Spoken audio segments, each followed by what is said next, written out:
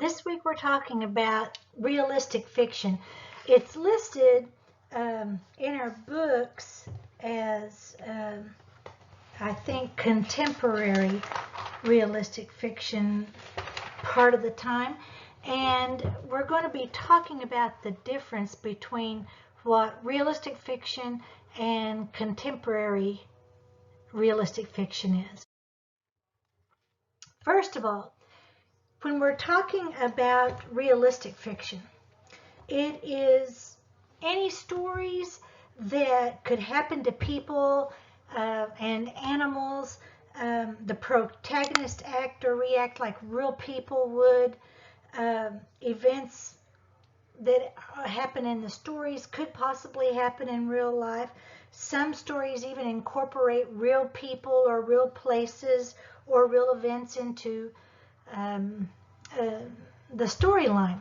When we're talking about contemporary realistic fiction, that's a little bit different because we're talking about things that take place in the present time. So just know if both are realistic fiction, but if it's realistic, it really could happen. If it's contemporary realistic, it is happening in present time. Whenever we're talking about contemporary realistic fiction or realistic fiction, often in the past, realistic fiction, family life and events were always presented as very pleasant. Okay, things rarely went wrong. It was during a period of time when we were trying to preserve what we considered the innocence of children. And contemporary realistic fiction that has come along within like the last 20 years or so includes sort of what we consider the harsh, unpleasant times in life that are actually a part of a lot of children's lives, and therefore to me makes this category a really important category to share with children. There are 6 reasons that they don't really come up in your book, but that I wanted to talk to you all about. Plus, I have like little videos built into the regular PowerPoint of these if you get a chance to look at them. But 6 reasons that we should read contemporary realistic fiction. The first one being, it helps children enlarge their frames of references while seeing the world from another perspective.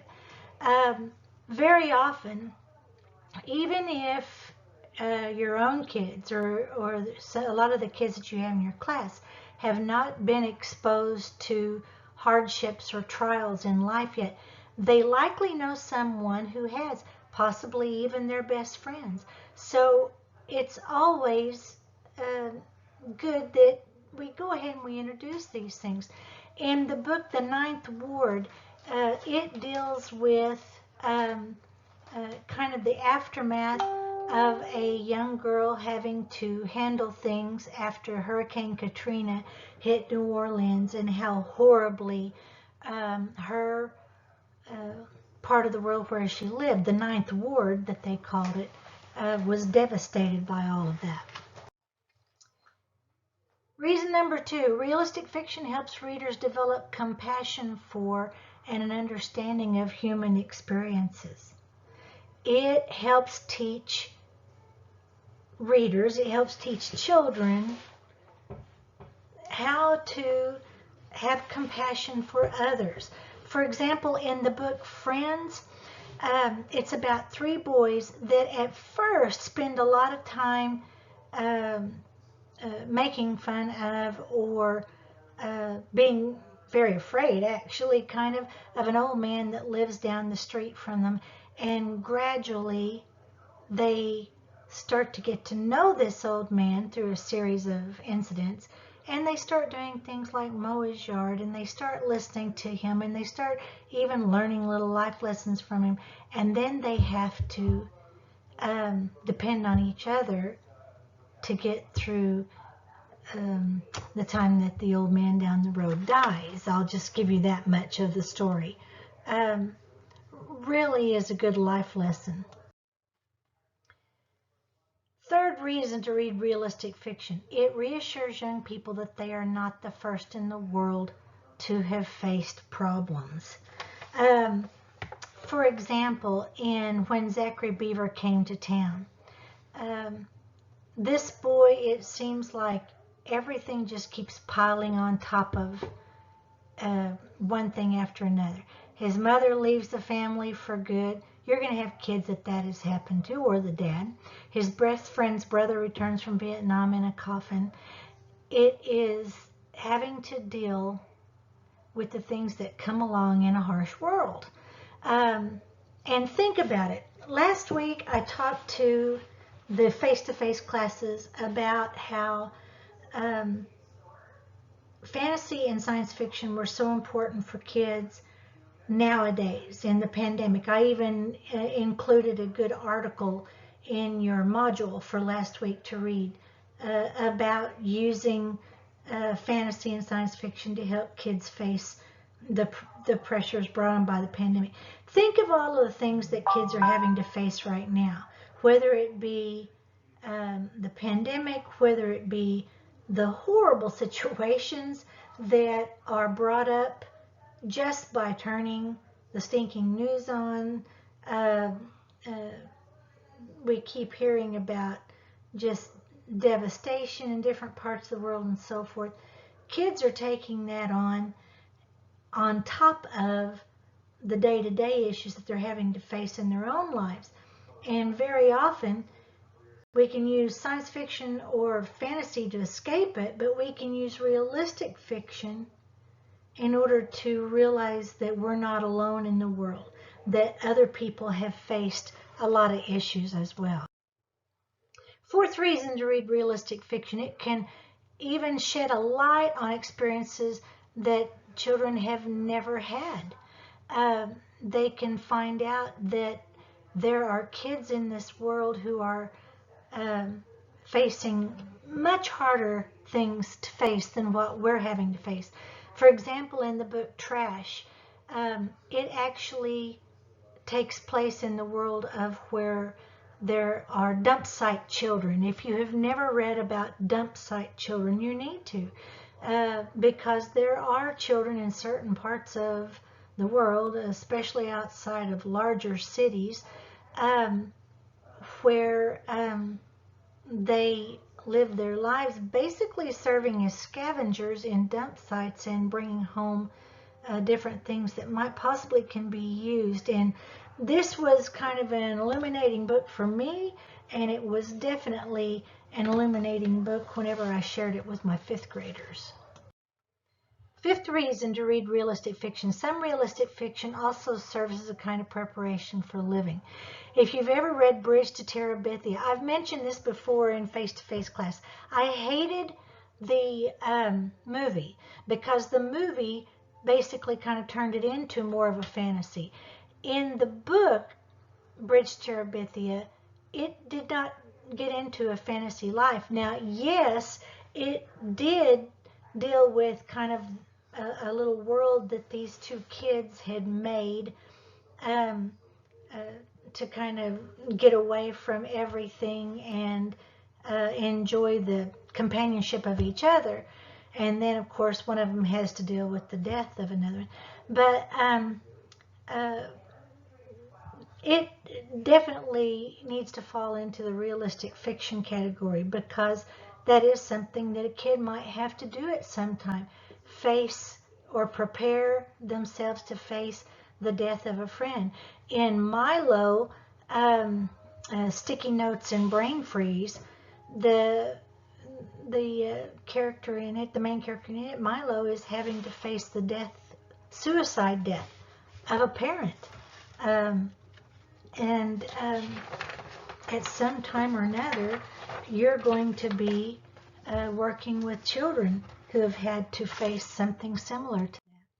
Reason number 6, realistic fiction for children does provide possible models, both good and bad, for coping with problems that are happening right now, problems of the human condition. For example, here I've got that it helps them filter out some meaning for their own lives, as well as helps to organize and shape their own thinking about life as they follow through story the lives of others. The Okay for Now by Gary Schmidt is a really good one about kids kind of going through those middle school years and a lot of the weird things that might be going on with them. Same thing with Planet Middle School or even the Wednesday Wars. Notice I've got 2 on there by Gary Schmidt. Anything you find by that author is good realistic fiction, and it is good contemporary realistic fiction, by the way. Whenever we're talking about realism in children's literature, it gives kids a fuller understanding of human problems, like I said, human relationships. It helps them enlarge their perspective, their frame of reference. It helps them know that they're not the only ones facing problems. Even a lot of mystery books, which is a huge favorite category of a lot of children from like 2nd grade on, because I had one of our student teachers who teaches in 2nd grade this semester hit me up and asked me for some good titles of 2nd grade mysteries. All of that is usually included in a realistic fiction, and kids love it. Realism in children's literature, as I mentioned earlier, it illuminates experiences that children have not had, serves as a kind of preparation. It has them face the honest realities of life, that life is not always perfect, provides models, both good and bad, for coping with things. But with realistic fiction, I mentioned last week that the 2 categories that are most often censored or challenged in children's literature would probably have to be fantasy and science fiction and realism. And in trying to protect kids' innocence, I think we often fail to help kids with their own or other friends' problems, or I guess I should say the preparation for that. I don't think we should take that away from kids. Kids really do like realistic fiction because it contains fast action in the plot, which we've talked about before is one of the things that appeals to many children. And it deals with societal issues that we hear about literally every day in the news. When we're talking about what is real, well, think about this. Well-written books have believable characters. This is what you're looking for when you're evaluating realistic fiction. They have believable characters. They are in realistic settings. They're facing real problems. And take a look at it. Is the language that is used in the books relatable or seem realistic to you?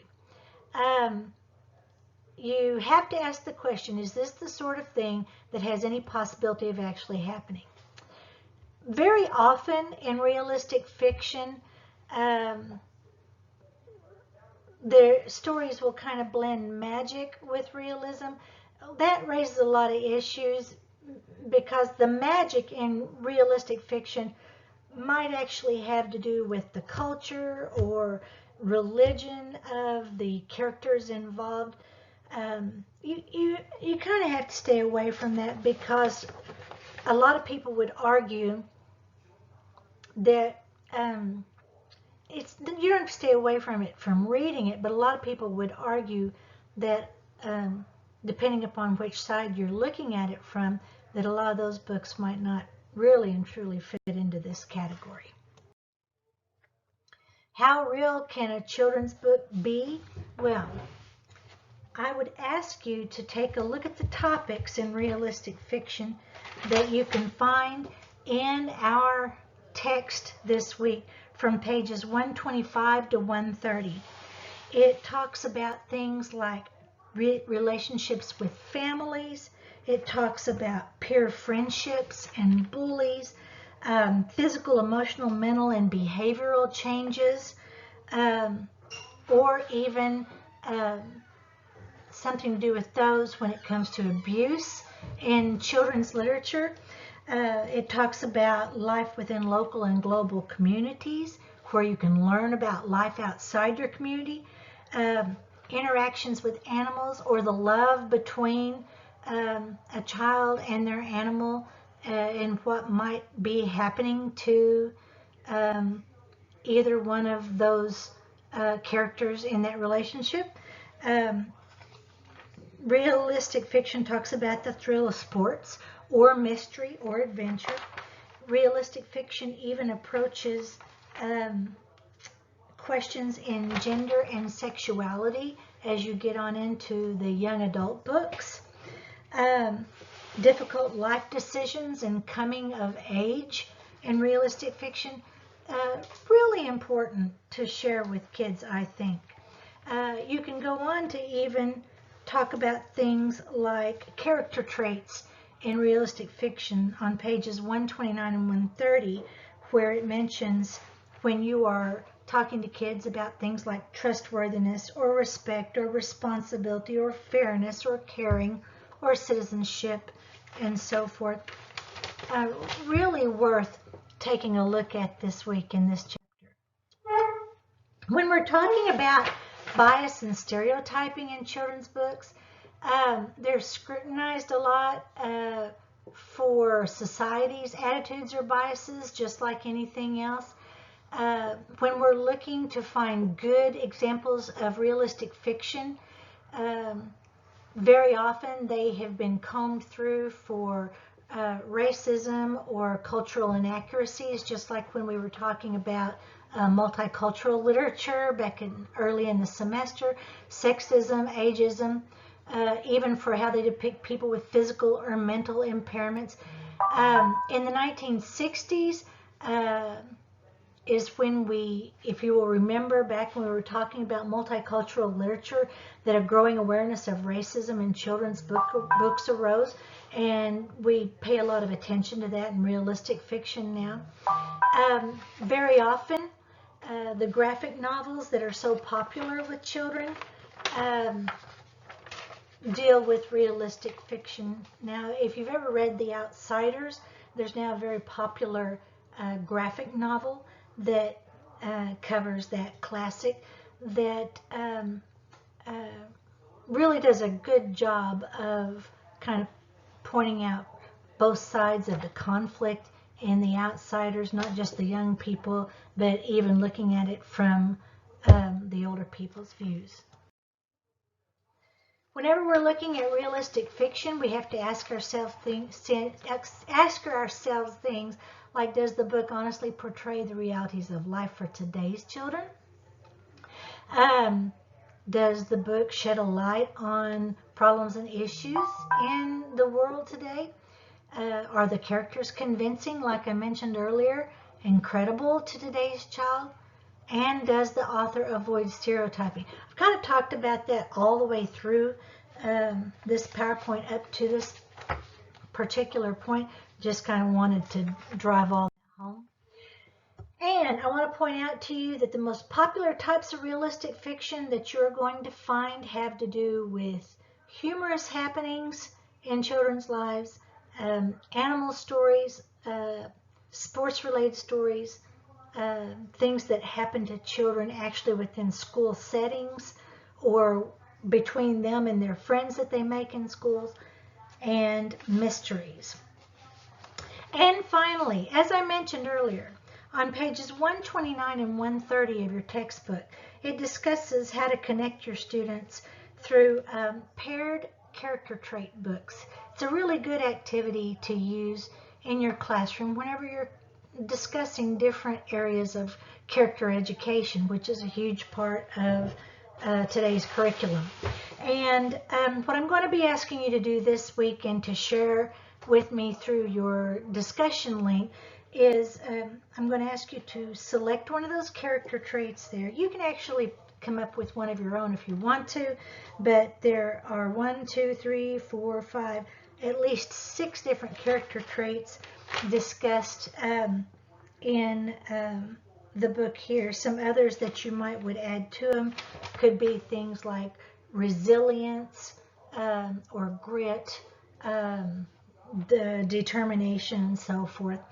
But what I'm asking you to do is this. You're going to select a character trait, then you're going to do some research. I don't care if it's just doing research through one of the different book sites like Scholastic or Amazon or any of the other ones that I mentioned at the very beginning of the semester. But I'm wanting you to find 2 children's books, preferably ones that even include pictures and everything, that could be used to explore that character trait, and then find one chapter book, which is more for a little bit older children, that deal with that same character trait. And all I ask is that you don't use the same books as you have here. Whenever you're going to be doing this, it could be as simple as typing in children's books dealing with citizenship, or children's books dealing with responsibility or respect, and start looking through them and come up with the 2 children's books and the one for older children, the chapter book, that would deal with that very same trait, and do enough research to find out kind of what the stories are about, so you can make your own judgments on exactly how they all line up. If you have any questions about this assignment, just be sure to hit me up during our face-to-face time this week. When we are in our face-to-face class, we're going to be exploring a lot more of this genre, along with looking for like character traits or topics in the books that could be explored with children. And I hope you enjoy it. Talk to you this week.